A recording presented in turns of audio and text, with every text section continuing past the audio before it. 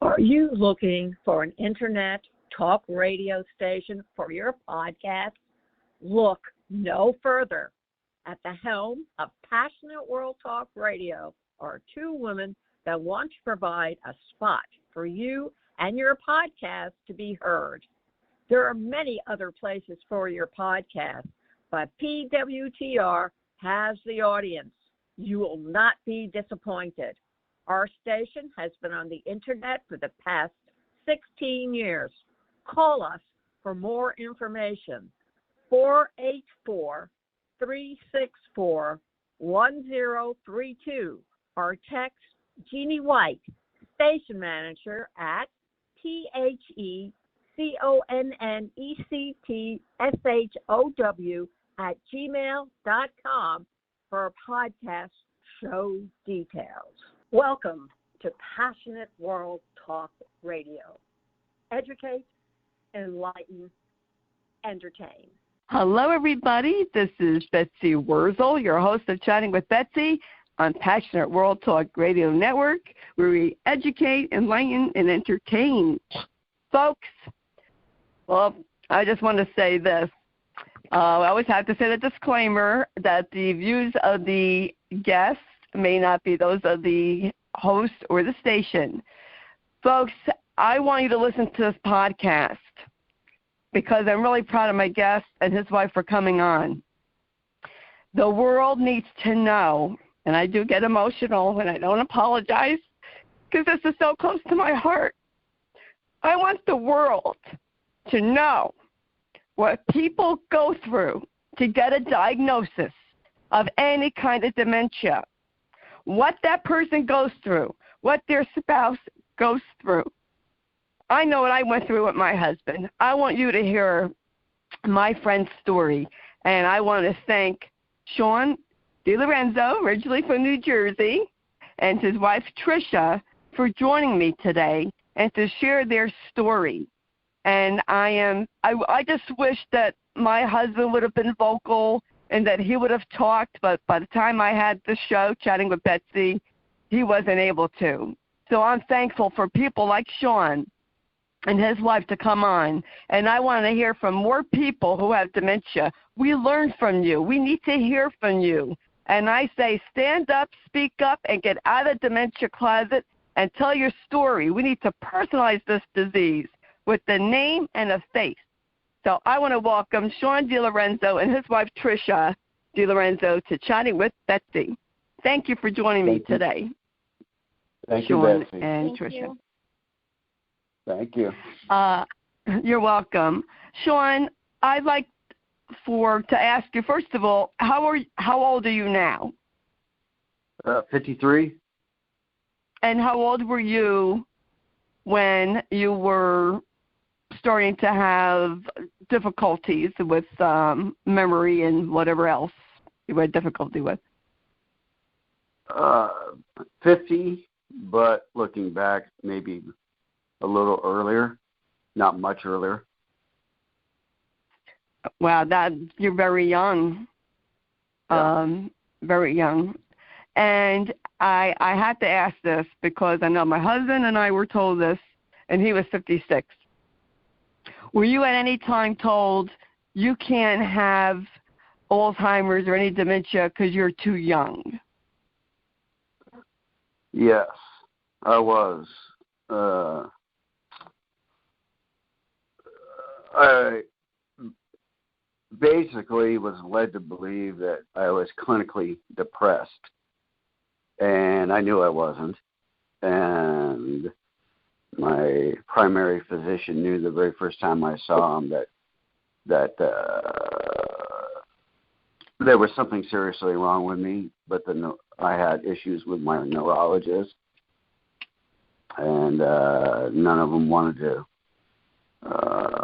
agree with him or what my wife and I tried to explain to them.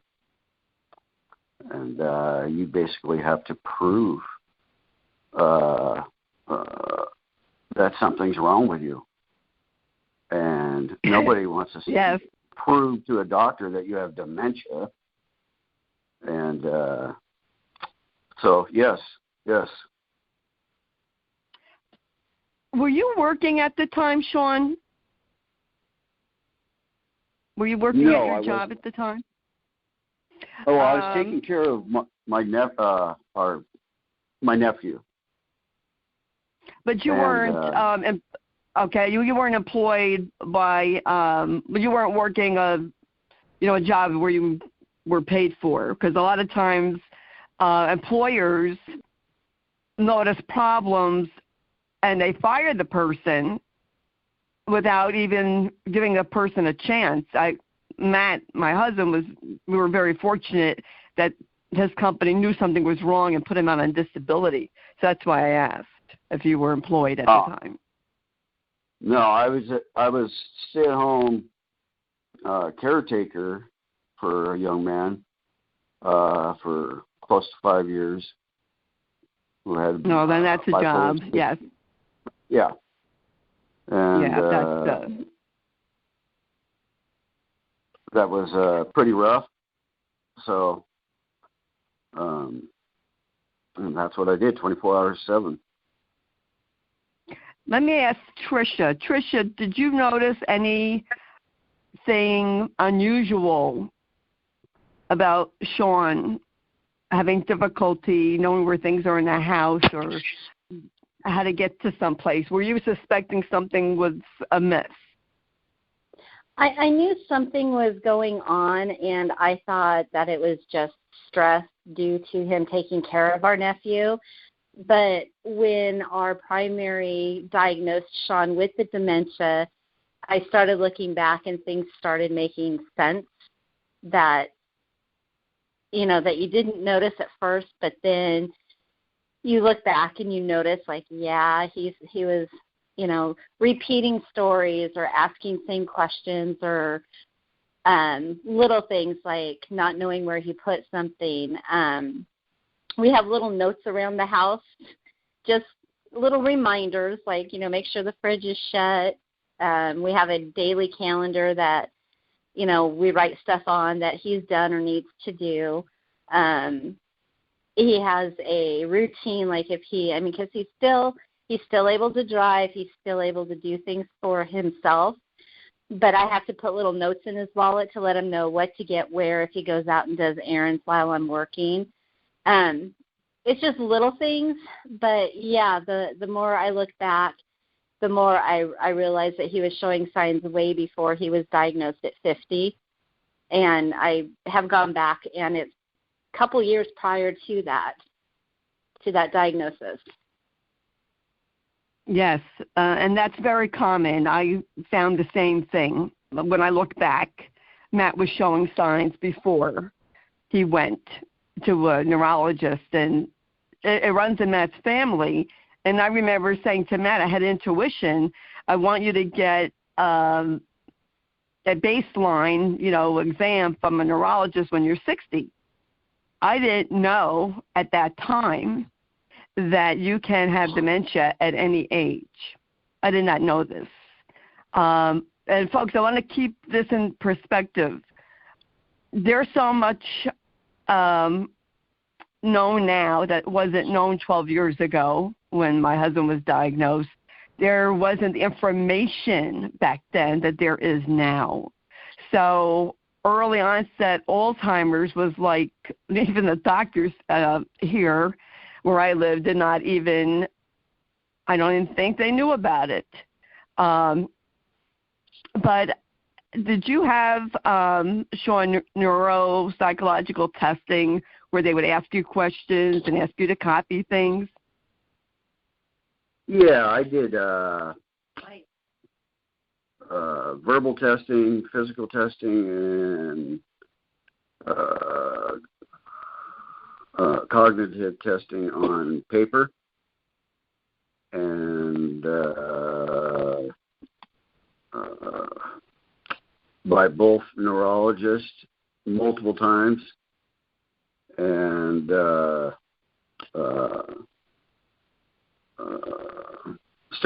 I just got tired of paying a big bill to do it over and over and over and over. Right. Matt couldn't even, he was done. Like, I took him for the test, and I think it was like a 5 hour, a good 4 to 5 hours that he was there, and he was done. Were you told after they did their testing and you went back, were you told by any chance that you didn't try hard enough, you couldn't possibly be this bad, anything like that? We didn't get to that. Well, my first neurologist,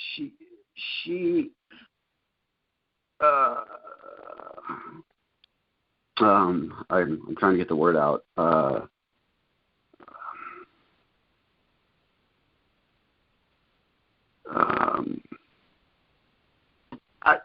can't think of it. That's okay. Hold on. The first neurologist. Oh, hi, Betsy. The first neurologist that we saw, the first time she saw Shaun, he was like, she was like, "Yep, you've got Alzheimer's. You're at the highest stage of it." And we saw her a few times, and each time we would see her, she would ask him, like, remember these 3 things, and she would, like, check his joints and then come back and say, what are these 3 words that I told you to remember?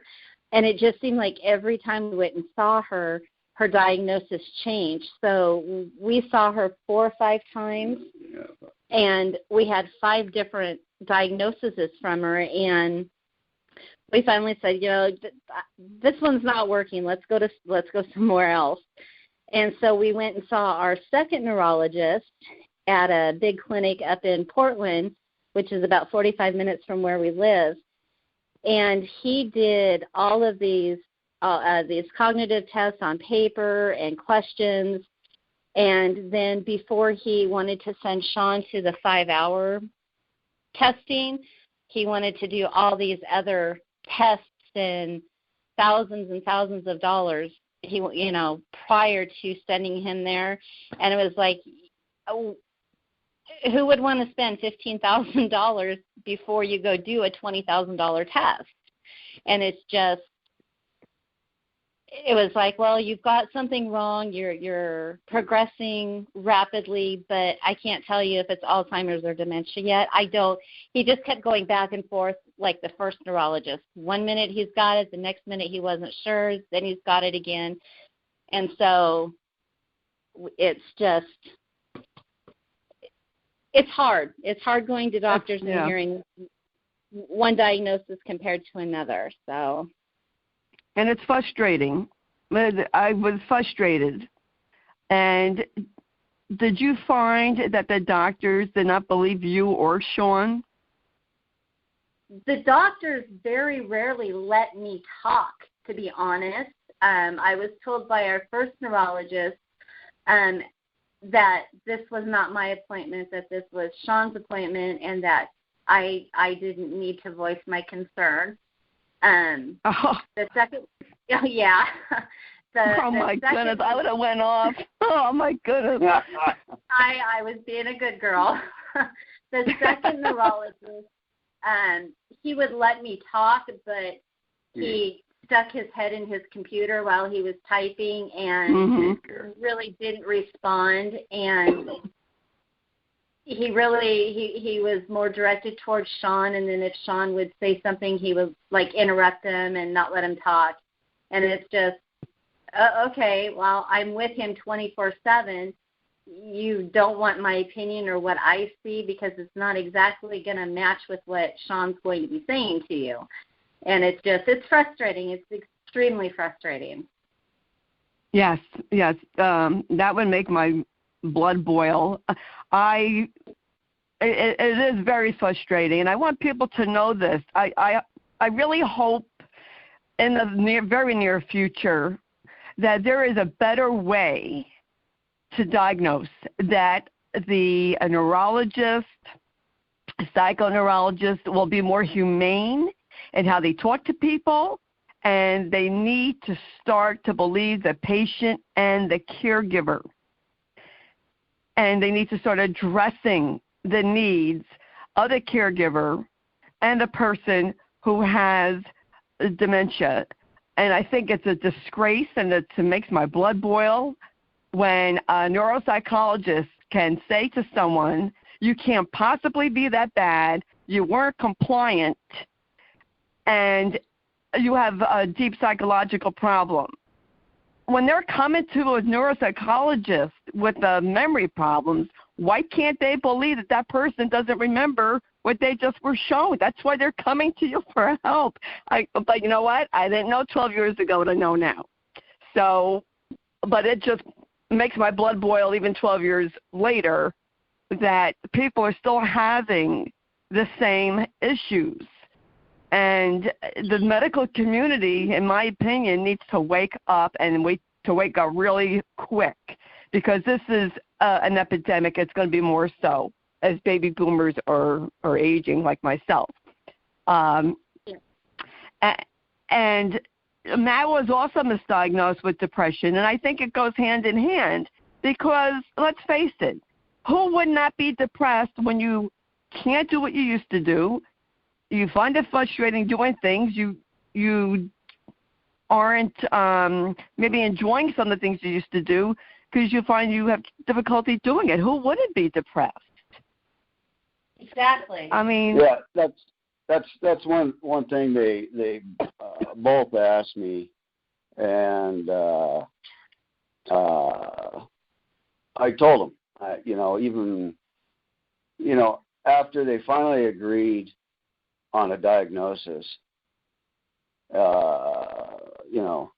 and throughout everything, I kept getting that feeling of I'm sitting on a couch being asked depressed questions, and I feel like I'm being not here for neurological testing, or it didn't seem correct. And I remember the one doctor, she asked me, well, do you feel depressed? And I said, well, of course I'd be depressed. Who wouldn't be with a diagnosis like that? I said, but I'm not depressed as in clinically depressed, because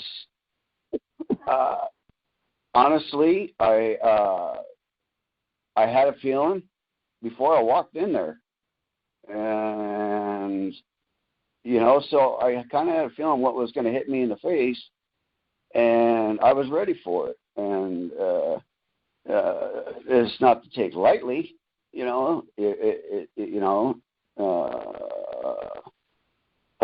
it's still a shock to hear, but like I told her, it is what it is. Nothing I can do about it, and I'm going to continue on. I'm not going to cry on my Cheerios. I don't need medication. I don't need to sit on your couch once a month and pay $500. And either help me whatever way you can, or I'll be on my way. And my other neurologist, he was so rude that he would never listen to Trish, basically put her in a corner, and I could only get maybe half of what I'm trying to tell him out, and he would cut me off, and he would go back to depression, and he had me do a paper test, and he was sitting across from me on his computer, and I couldn't even do the very first problem on the test. And I was so humiliated that I started to cry. And he yelled at me and grabbed the pencil out of my hand, and he says, "What are you crying about?" And I said, "I don't understand what I'm supposed to be doing." And so he grabbed the pencil, and he showed me kind of how to do it. And I just looked at the test, and it was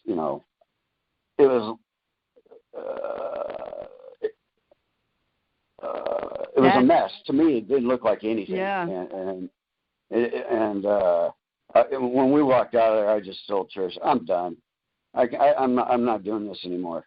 I've got my diagnosis from 2 neurologists and a primary.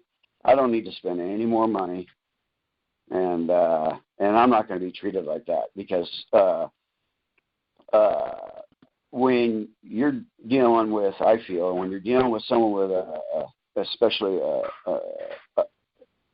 a life and death situation, the patient relationship with the doctor, I think, should become a little bit more tighter and caring, right?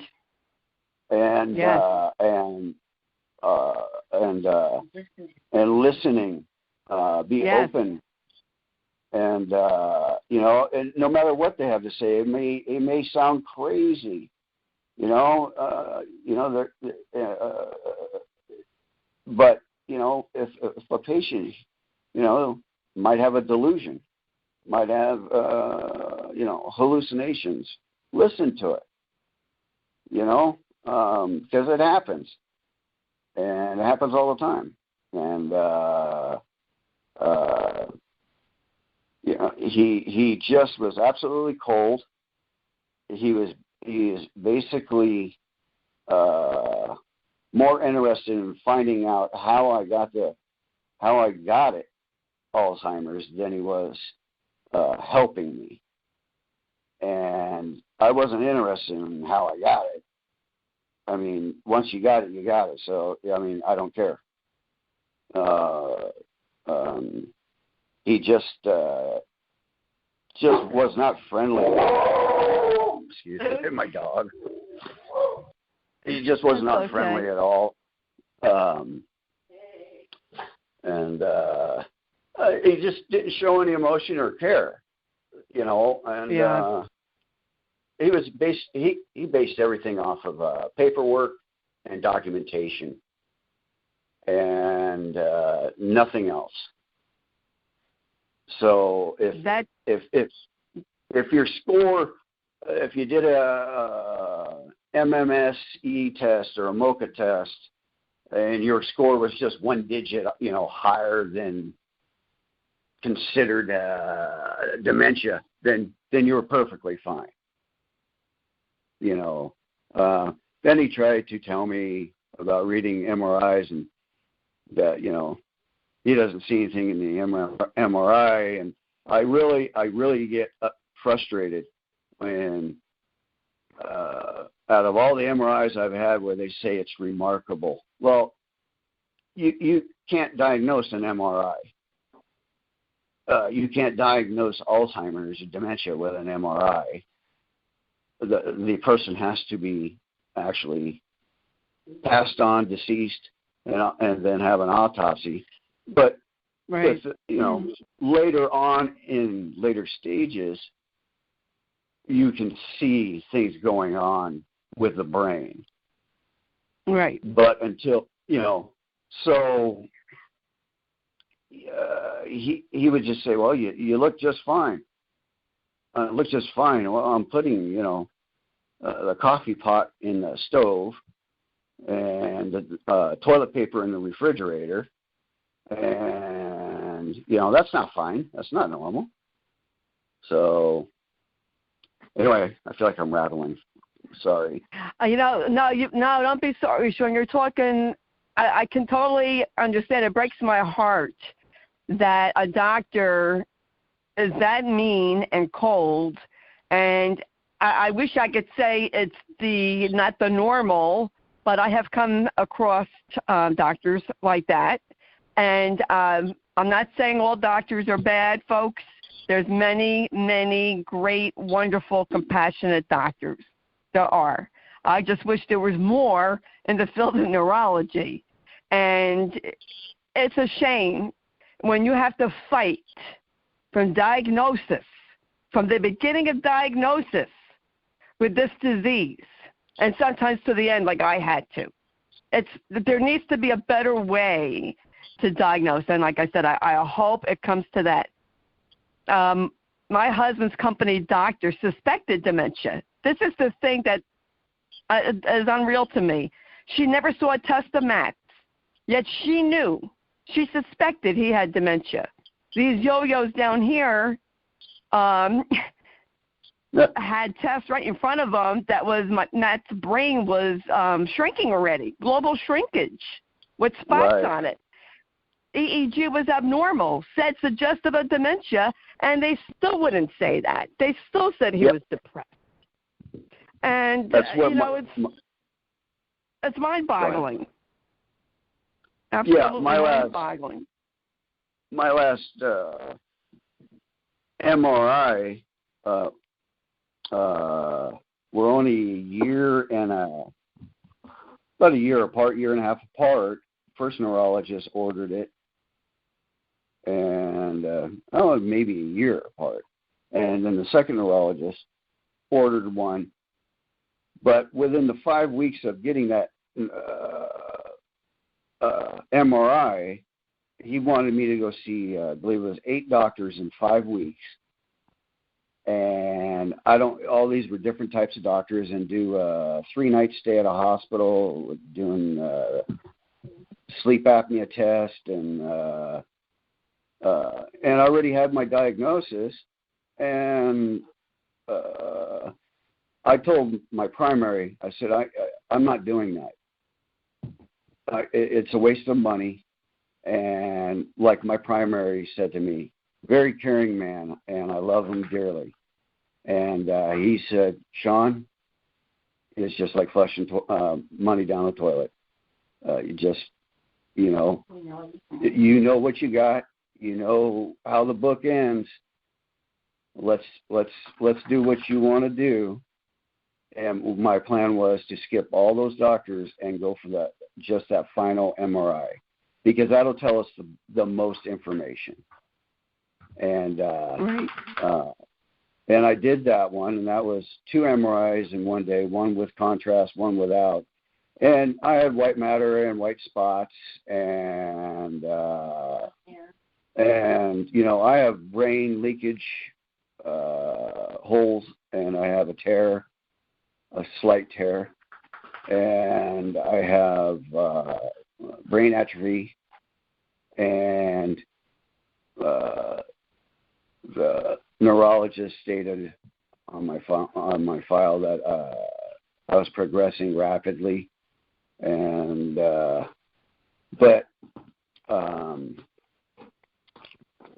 he would still not commit to a final diagnosis until my doctor talked to him and said, look, you got all this information in front of you, and you wrote it down. So, you're committing when you write it down. And so we finally got all the correct information. Everyone agreed. And I told my doctor, my primary, I was done. I'm not going to waste any more money. I know what I got. I know what I need to do. I know what I can and can't do. And I know where this leads. I don't know how it's going to feel, because I haven't been there. But my doctor, primary, from the very beginning, before even any diagnosis, when I came in to see him, he knew that something was wrong with me. And I had an MRI with him, and he came back with Broca aphasia expressive. And I believe that's when the beginning of my Alzheimer's started. And I didn't have a stroke either. People believe that the only way you get aphasia is through a stroke, but you can get it through brain tumor, cancer, stroke, or a neurological disease. And my family, the neurologist didn't want to listen to my family's genetic history, and it's massive with dementia, Alzheimer's, on both sides, and they didn't believe in it, neither one of them, and said, no, it has nothing to do with that. And it disgusted me, because it's like, yeah, it has a lot to do with it. And yeah. Yeah, it does. My mom. Yes, and my mother's side of the family, it just seems like everybody went that way. And my father's side of the family, a lot of them. So, it raises your odds. And right. And they just simply don't want to believe that. It's like they're afraid to sign their name off on a diagnosis of early onset because they don't want to misdiagnose a 30, 40, or 50-year-old man and say he has Alzheimer's and then misdiagnose him and then get caught mistreating him or something. They want to wait the 3 to 5 years to where you have demised and you walk in and then you look like you have dementia.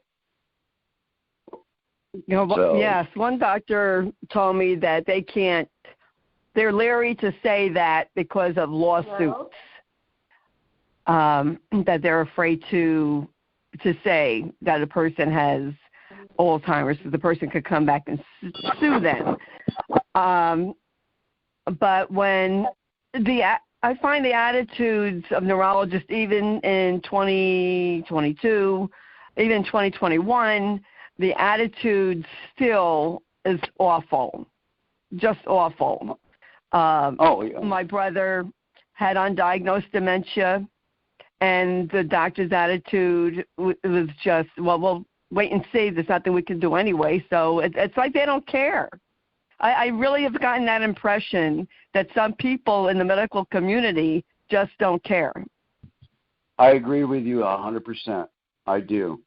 I am very thankful that my primary, I've had for 16 years, he's a year older than I. And it just seems we connect. He knows me. Even the 20 minutes I spend in there or a half hour I spend with him, he knows me so well. It's not like your normal doctor visit where, they treat you and kick you out and all that. But he gets to know you, and he knows me very well. And he kept telling me every trip I went to see him, he said, Shaun, the second time I went to see him, he told me he had brochophagia. No, he called me at home, told me I had brochophagia, explained it to me, told me, get on Google, look it up, start studying it, educate yourself. I said, okay. And then I had another appointment with him. Every appointment, he kept looking at me and he says, FTD, CTE, Alzheimer's. He says, you remember that? And he says, and you remember this one word, and I want you to look it up, hippocampus. So I did. So I started studying from almost day one for the last 3.5 years actually now, and have learned a great deal because of him, because he was informing me as I'm going through this that what he believes, and it was easier for him to give me these words because he didn't have pamphlets like they used to have hanging on walls and or any bits of information. So he just give me these words to look up, and then I just start reading and then branching off and reading more and more and more. And then so eventually I went into his office, and he's like, remember what word I asked you? I said, yes. And then I started talking to him. He says, you should have gone to med school. I just started rambling. And that's good that, you educated yourself. Did your doctor by any chance, or would you go for a clinical trial, Shaun? I was going to go do, I mentioned this last one that just came out. I don't know if I'm allowed to mention the company's name, but or the drug. So it just got approved by the FDA several months back. Right. And I asked him about it, and I was concerned about it, and he looked at me and he says, no. And he says, no, I'm telling you no. And I said, I agree with you. He says there's way too many hits and misses and not enough research done. Good points. He just didn't believe in it. But that was his opinion, and right, I agreed with him. And but I did get invited to that research. Yes, I did. And but I declined. And not that I didn't want to help out dementia community, but with the side effects that it was causing, those side effects are a norm on my mother's father's side of the family, of hemorrhages and blood clots and swelling and bleeding. And so I didn't want to get caught that way. Right. And, well, you have to do what's best for you. Matt didn't want to participate in clinical trials, and really back then there wasn't that many. My father, 13 years ago, was in a clinical trial. 13 years ago for vaccination, and people were having problems with that, but then he had to drop out of that. I want to ask you, Shaun, are you enjoying life to the fullest as much as you can? You're doing, activities that you enjoy doing, because they always say enjoy doing what you can do while you still can do it. You and Trisha doing, living life. No.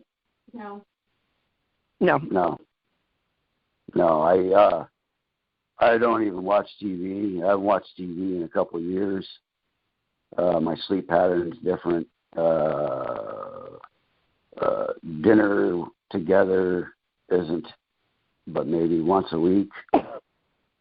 It's very hard to get together and go out to have dinner because of my sleep pattern. I'll sit up all night in bed and just stare at the ceiling for 5 hours. I don't get up and wander. I just stare at the ceiling. And then I'm up early in the morning, 4:30, and that's about my most energy I have. I get a lot of brain fatigue. I can only do so much of anything, mowing maybe half the yard, which is normally a 40-minute job. And the only thing I enjoy is flowers, doing my garden. And other than that, I pretty much given up on my cars. I've been a car guy all my life, and they just sit there now. And I have really no interest in anything. I don't. And we do things, but not. Yeah, we do things, but we don't have really enjoyable things to do. And it just right seems now like it's hard with COVID now anyway. Yeah. Even before that, we just didn't go do anything. I was not interested. I was over medicated to begin with through the neurologist, and then so that would make me sleep for days upon days, and got out of that, and it's hard to smile. It's very hard for me to get out the front door. I can have a distraction of a phone call, and after that phone call, I'm angry inside, and it could be 9 o'clock in the morning, and I go, well, there's my day. They ruined my whole day, and I'm not going to go complete my routine. I know it sounds like an excuse or whatever, but it's weird. you can tell your brain, hey, pick up the cup of coffee, and it's automatically done before you even think about it, really. But once you get this disease, it kind of reverses, and the disease takes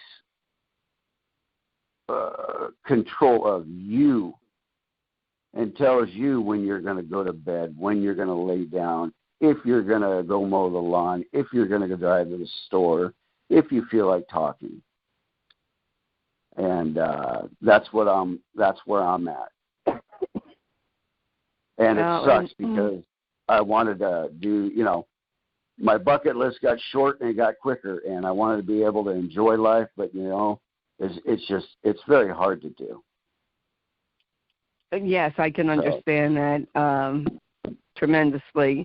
Trisha, how is this, for you? It's going to be very difficult, I'm sure. I know. It's hard. It's hard because on top, I work from home, so I work 50-hour-plus weeks doing my job, and then on top of that, I'm now, because Shaun's unable to do certain things, I now do everything. I literally, I start work at 5:30, 6 o'clock in the morning. I'm off work around 3 or 4. Then I go do what he's not able to do, errand-wise, grocery shop, housework, laundry, take care of him. I mean, there's days where he can do it, but it's far and few compared to how it used to be. How it used to be, all I did was work, and I would come home, and everything's done. The house is done, the shopping's done, everything's done. And now it's like I've got 2 full-time jobs and, and a husband that I'm not exactly sure what, quote-unquote, mood he's going to be in on any given day or time. So it's really hard, but, our saying is, our saying with each other is, it is what it is, and we're together through it all, because it's not just him with the disease, it's me with the disease too. So whatever he encounters, I do too, because I'm right there next to him. Right, right. I have to ask this because I'm curious, since it is, the year 2022 now, but when Shaun was diagnosed, were you given any type of guidance for resources as to where to go for help? No, we were not. We were not. It's non-existent now. Yeah, no, it's non-existent now. I know that when my mom's side of the family has dementia, and I know that when my great aunt was diagnosed with it 15 years ago, she was given sources, and she was giving resources for family and extended family, so we knew what to look for and how to help her. That's non-existent today. It's not out there. You have to do it on your own.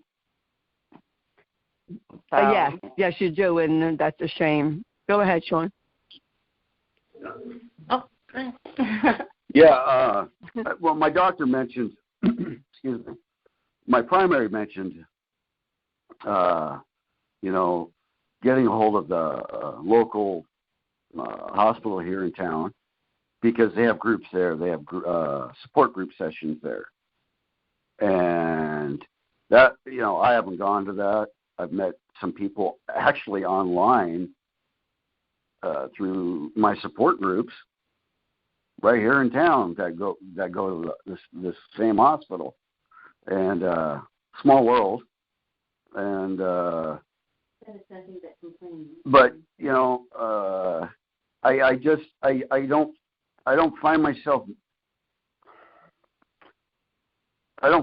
needing or feeling the need to go and sit in a room and talk about what's going on with me. I don't. Right. I don't. Maybe. Yeah, people probably might. That too. Yeah, I mean, I don't mind doing it this way. This is very quite simple. I just don't share. It's kind of uncomfortable. I don't mind. Right. I could get up probably in front of 1,000 people and talk, but getting in a little room and listening, this sounds so selfish, but to listen to everybody's issues is mind grinding, and I can't handle that. And yes, I could understand that. When I go to the support groups, and I read a lot of it and have a lot of compassion for everybody, caregivers, loved ones. Hard to find patients with early onset that will talk, and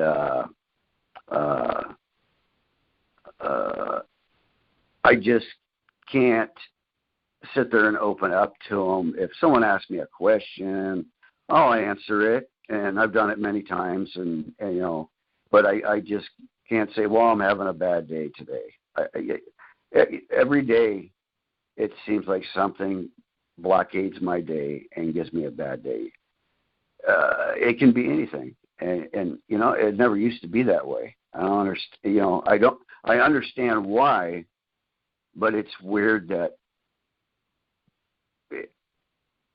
it's that way now. Right. How the aggravation you get from very simple, idiotic, just nonchalant things happening to you. Right. Let me ask Trisha. Trisha, how do you feel about, would you attend a support group? You probably don't have time, but like virtual, if you did have the time. Excuse me. I did do one. It was through the online thing because it is hard to get out and from what I'm doing. And I understand that caregivers have frustrations and they need to get it out. But I just, hearing every little thing that, how can I say this? It makes me feel, yeah, I mean, you've got people complaining that she doesn't remember something I just said to her, and they get frustrated and they get angry about it, and, saying he or she is just, they're faking this so they don't have to do this. I don't understand how that can be I don't know. It's hard to explain. I don't want to go into a group where I hear nothing. I understand because I'm in a lot of caregiver groups. I'm also a moderator and I have my own. There are caregivers who are very judgmental of other caregivers. But there are people who they're not even educated to know why their loved one is doing something that is unusual. And I think that's what gets. Yes, education. I think that's what gets to me is that if they would educate themselves a little more, they would understand a little more and maybe not be so frustrated and angry. I mean, I'm angry that he's got it. He's 53, almost 54 years old. I'm mad as heck that he's got it, but it is what it is, and we have to go day by day. And honestly, if it wasn't for having some knowledge of the dementia due to my family, but if it wasn't for the hundreds of hours that Shaun has spent in the last 3.5 years, I wouldn't know as much as I know now either. So I just think that if you're a caregiver, you really need to educate yourself and learn what you're looking at now and what you're going to be looking at in the future, and just, understand that the more your loved one progresses, the more they're going to be doing things or saying things that they wouldn't normally do, and you've got to understand that could come and how to address it when it does come, so it's easier on yourself and your loved one. Absolutely. Thank you for saying that, Trisha, because I say that all the time. Now they hear it from someone else. Thank you. You're welcome. Thank you, because I have said it for so long that a caregiver, and there's no excuse, a caregiver needs to educate themselves about their loved one's dementia. I worked. I did on my own. Where there was I didn't have internet. I didn't have Facebook. I learned what was available at that time. But now there is so much out there on Facebook, so much out there on the internet. There is no excuse for a caregiver not to be educated. Now, that sounds harsh to you out in the audience.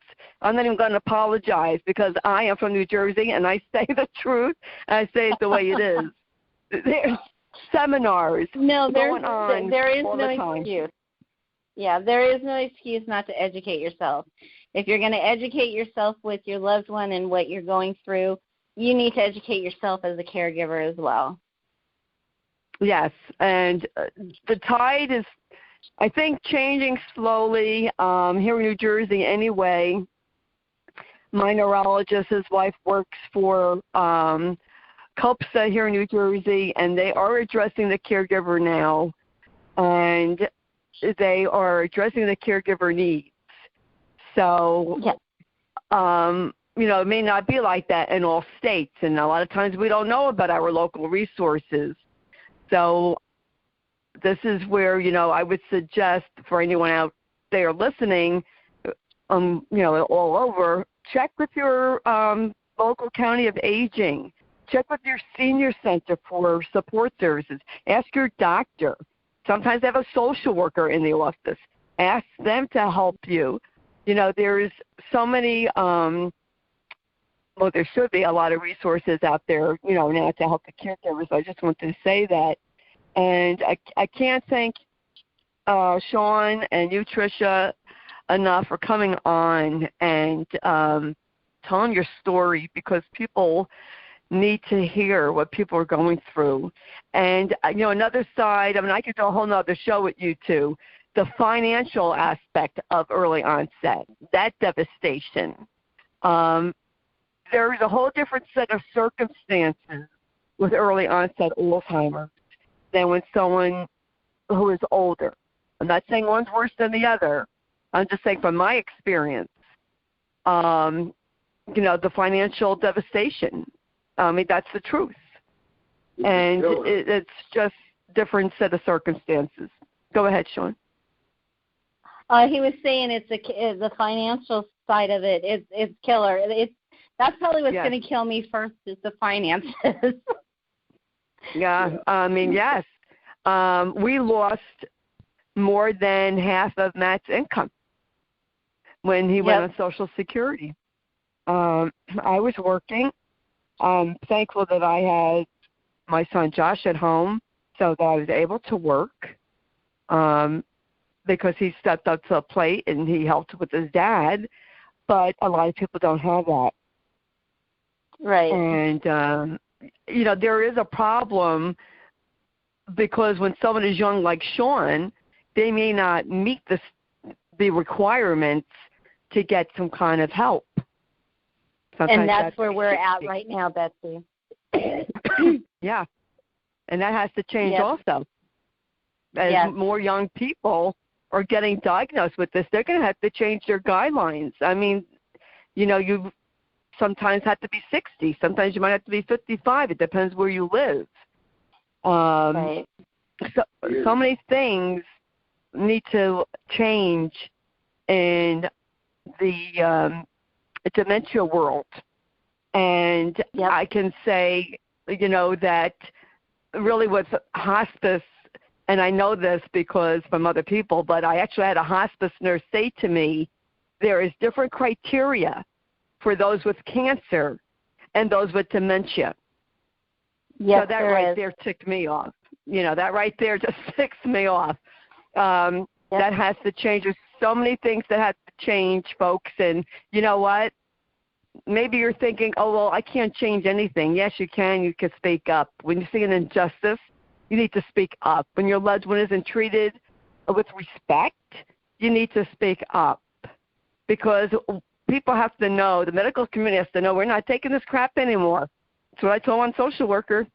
I'm telling caregivers not to take this crap. We're going to speak up, and you need to listen to us. And that's my Jersey girl coming out. No, you're 100% right, because we've been told several times trying to get some help with some of these testings that they want Shaun to do. We've been told several times, well, if you had cancer, you would be automatically no questions asked. But because it's dementia and you're not the quote-unquote dementia age, there's nothing we can do for you. So, yeah. And that's sad. I know Matt couldn't. It is sad. I know Matt couldn't have the PET scan, because it was very expensive, and the insurance wouldn't pay for it. But now there's a way to kind of do that. The neurologist said that he knows how to work around that, and so it kind of depends on the doctor. But so many things need to change, and I won't ever stop talking about that, and I won't never be silent about this disease. And I really thank you so much for coming on, Shaun and Trisha, and sharing your story. Do you have any advice, any words of wisdom you'd like to leave for people? Yeah. Either one of you, both of you? If you, a lot of people just say, my stepdad would say, I would mention my keys. I forget my keys or sunglasses. Everyone says, oh, that's just part of getting old. Well, think about it, and think about watching your spouse if they're forgetting things or acting just a little bit different. Things in the wrong places, wrong locations, buying incorrect food, and just oddball things. But when you go to the doctors, don't take no for an answer. Right. And even if it's your primary, say, I respect you, but I want a referral to a neurologist. And if the first neurologist doesn't want to hear from you, then you go to another one, and then you go to another one. Go see 20 of them if you have to. You go until you feel that you're satisfied with what is being said to you, explained to you, and if it sounds correct to you. And yes, it'll cost money, but if you want to get it right, just keep going and going and going, because it's worth it to find out exactly what it is, what you're dealing with. Because it might not be the dementia. It might be something that's pseudo-dementia. So just continue to fight to get someone to work with you and listen to you and care for you. And that is willing to listen to you and knows that, he's going home and educating himself, or she is, and they're going to know more than I do, because it seems like some of these doctors don't keep up. And, and you walk in there and they got prehistoric things hanging on their walls, That's what I would say. I would say just fight and fight and fight until you get what you want or you need. And otherwise, we're not going to get anywhere. Yes, that's good advice. I say that's great advice, Shaun. I say the same thing. Go until you get peace. Go to as many doctors as it takes to get peace of mind. Right. Trisha, do you have any advice as a spouse? Trish? Yeah. She's right here. Hi, Betsy. Hi, do you have any advice to give to the audience as a spouse? Any words of wisdom? I would just say take it day by day. Start, wake up with a fresh day. Educate yourself, because you're not going to get much education as a spouse or a caregiver. Do it yourself. Just educate and just know that you're going to have your good days and your bad days, and cherish every day that you have. Very good advice. That's great advice. Well, I want to thank you again. You folks, you heard Shaun and Trisha DiLorenzo, their story. This is not an isolated story, folks. I'm sad to say. This is worldwide. These thousands and thousands and thousands of people. We need to hear from people like Shaun. We need to hear people like Trisha, myself. If you are a caregiver, if you have dementia and you want to come on my show, you can email me at Sloan, that's my married name, SLOAN, Betsy, BETSY31 @gmail.com. We need to hear from people who have dementia. We learn from you. We learn from our experiences and sharing our stories. And please share this podcast to help someone else. And if you missed any of it, you can hear it again on your favorite podcast outlet. I am on Spreaker, Spotify, CastBox, name a few. It is free to subscribe to Chatting with Betsy, so please subscribe. And just, thank you for listening. I want to thank people who listen and download and share, because this podcast of my show, Chatting with Betsy, is to help people.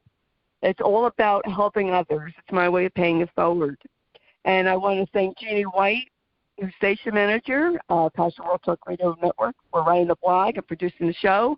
And I want to thank Lillian Caldwell, CEO of Passion World Talk Radio Network, who gives people a chance to be heard. It's important to be heard, and it's important that we share our stories, and I will never be silent. As long as I can talk, I will not ever be silent or back down from talking about this disease. We need to personalize this disease.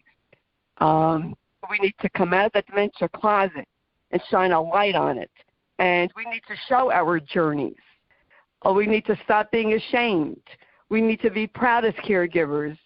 We need to be proud. If you have dementia, don't be ashamed. Be proud that you are dealing with a disease, and shine a light on it. And we need to educate people. There's much work to be done. I know as a veteran caregiver, I feel a responsibility to help new caregivers navigate these waters. And if you're looking for a support group, I have one, #Kick Alzheimer's Ass Movement. I welcome all dementias from all walks of life. You don't even have to be a caregiver. You just want to get educated, come join my group. And that's what I have to say today, folks. I want to thank you again for listening. And in a world where you could be anything, please be kind. This is Betsy Wurzel, your host of Chatting with Betsy on Passionate World Talk Radio Network. Bye-bye now. Are you looking for an internet talk radio station for your podcast? Look no further. At the helm of Passionate World Talk Radio are two women that want to provide a spot for you and your podcast to be heard. There are many other places for your podcast, but PWTR has the audience. You will not be disappointed. Our station has been on the internet for the past 16 years. Call us for more information. 484-364-1032 or text Jeannie White, station manager, at PHECONNECTSHOW@gmail.com for podcast show details. Thank you for listening to Passionate World Talk Radio. You can listen to this program all over again by going over to https://passionateworldtalkradio.com. You can also hear it on Spotify, Spreaker, Amazon Alexa, AMFM247.com, every Tuesday evening between 8 and 9 p.m. YouTube, Facebook, Facebook Live, LinkedIn, and all the other podcast directories one can find on the Internet.